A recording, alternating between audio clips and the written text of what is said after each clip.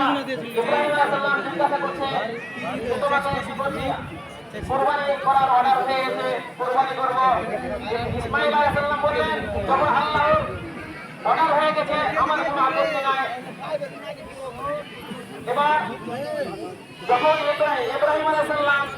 ইসমাঈল আলাইহিস সালাম যখন মিনার মাঠে কুরবানি করতে নিয়ে যাচ্ছেন তখন শয়তান তখন সেখানে কি হলো বাধা দিল ইব্রাহিম আলাইহিস সালাম তুমি যে তোমার সন্তানকে কুরবানি করতে যাচ্ছ কোথায় নিয়ে যাচ্ছ বলতে কুরবানি করতে তোমাকে এটা স্বপ্ন মিথ্যা টাকা হয়েছে না এটা আমার পক্ষ আল্লাহর পক্ষ থেকে টাকা হয়েছে তখন ইব্রাহিম আলাইহিস সালাম সেই শয়তানকে হাত দিয়ে কম করে মেরেছিল এখন পর্যন্ত এটা দাঁড়িয়ে আছে এই মাসে আজকে হাত করতে যায় সেই ইব্রাহিম আলাইহিস সালামের ওই সুন্নাতটি পালন করেন সেখানে 7টি পাথর মারা হয় সেখানে শয়তান বিমুখ হয়ে ঘুরে এসেছিল হাজরা আলাইহিস সালামের কাছে গেল হাজরা আলাইহিস সালামকে বলল যে তোমার যে সন্তানটাকে কোথায় নিয়ে যাচ্ছে মিনার মাঠে তুমি কি জানো বলছে পিতা তাকে মিনার মাঠে নিয়ে যাচ্ছে বলছে না তাকে কুরবানি করার জন্য নিয়ে যাচ্ছে বলছে পিতা কখন পুত্রকে কুরবানি করতে পারে না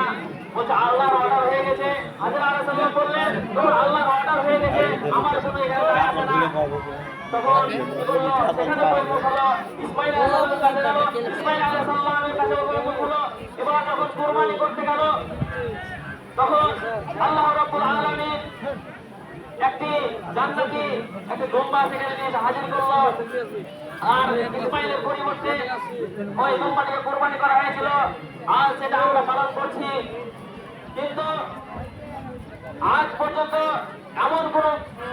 পুত্র পিতা আছে কি যে তার নিজের সন্তানকে কুরবানি করবে আল্লাহকে খুশি করার জন্য আল্লাহকে রাজি করার জন্য তার পুত্রকে কুরবানি করতে গিয়েছিল কিন্তু আজ আমরা হয়তো অনেকেই